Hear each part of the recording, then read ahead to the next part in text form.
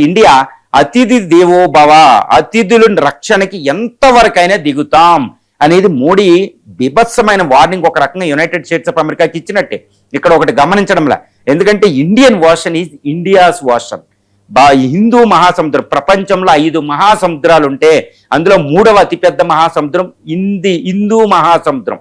ఒకటే గుర్తుపెట్టుకోవాలి, 5 మహాసముద్రాల్లో ఏ మహాసముద్రం కూడా ఒక దేశం పేరు మీదుగా ఉండదు. అమెరికాకి ఒక అమెరికా పేరు మీద అమెరికా మహాసముద్రం లేదు, చైనాకి లేదు, ఇటు రష్యాకి లేదు, ప్రపంచంలో ఏ పవర్కి లేదు, బ్రిటన్కి కూడా.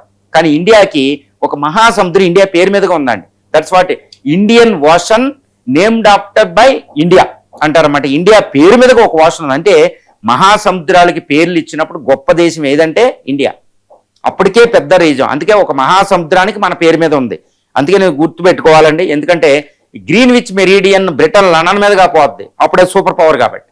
యుఎన్ఓ ఆర్గనైజేషన్ న్యూయార్క్ లో ఎస్టాబ్లిష్, అది అప్పుడు సూపర్ పవర్ కాబట్టి. మహాసముద్రాలకు ఒక